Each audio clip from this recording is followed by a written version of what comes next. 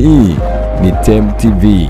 Bonyeza alama ya subscribe iliyoko chini ya video yako, kisha bonyeza alama ya kengele itakayotokea. Asante sana. Alright, bana, karibu tena Tem TV, mahali ambapo mastaa wajifichi na ukweli unafunguliwa.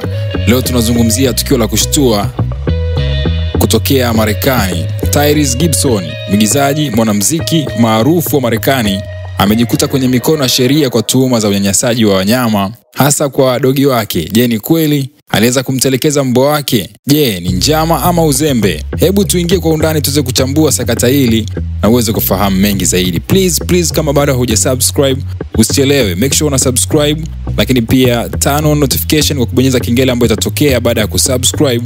Utakuwa umeweza kutisha kinoma noma. Alright, back in the business, back in the story.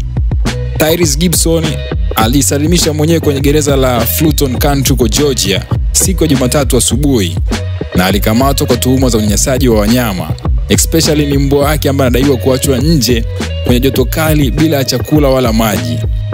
Kesi hii ni daraja la chini, lakini imeibua mjadala mkubwa sana kuhusu ustawi wa wanyama na majukumu ya watu mashuhuri. Unambua jamaa baada ya kufika gerezani pale aliachiwa kwa dhamana ya dola za Kimarekani 20,000. Tuhuma zenyewe ni majirani waliripoti kuwa waliona mbwa wake akiwa katika hali ya taabu. Polisi walifika nyumbani kwake na kuthibitisha hali ya hatari kwa mnyama huyo.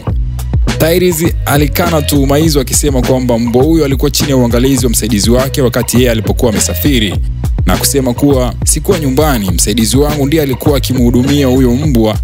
Hii ni kashfa ya kutaka kunichafulia jina langu. Unaweza kujiuliza Tyrese ni nani? By the way, kwa ufupi bio yake, ni mwanamuziki wa R&B na nyimbo zake maarufu ni kama Sweet Lady, How You Gonna Act Like That, Stay na nyingine nyingi.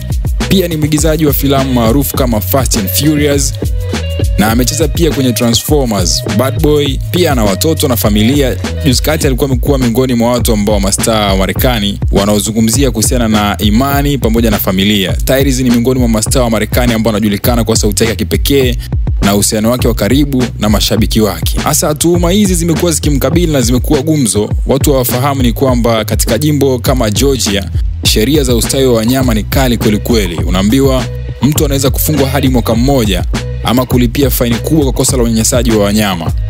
Kesi ya Tyrese imeibua mjadala kuhusu majukumu ya watu mashuhuri. Je, wanapaswa kuwajibika zaidi kwa wanyama wao? Je, ni haki kumhukumu mtu kwa kosa ambalo ni la msaidizi wake? Tochea maoni yako tujue unawaza nini. Lakini mashirika kutetea haki za wanyama kama PETA yameweza kuanza kufuatilia kesi hii kwa ukaribu.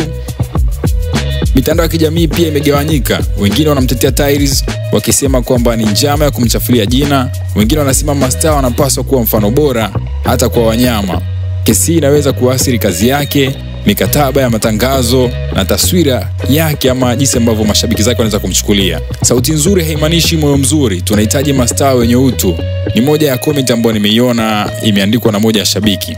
Bana, kwa leo mimi nadhani sina la ziada. Tuachie maoni yako, gonga like kwenye video, usahau kusubscribe kama bado.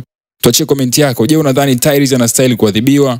Je, ni uzembe ama njama? Tuachie komenti yako hapo chini, usahau kulike, kusubscribe, kushare video hii kwa mashabiki wote wa muziki, filamu na haki za wanyama. Tem TV tunafuatilia mastaa kwa jicho la haki na ukweli. Till next time, bye bye. Ciao. Peace. Gumzo. Sio kidogo. Ni kwere kweche.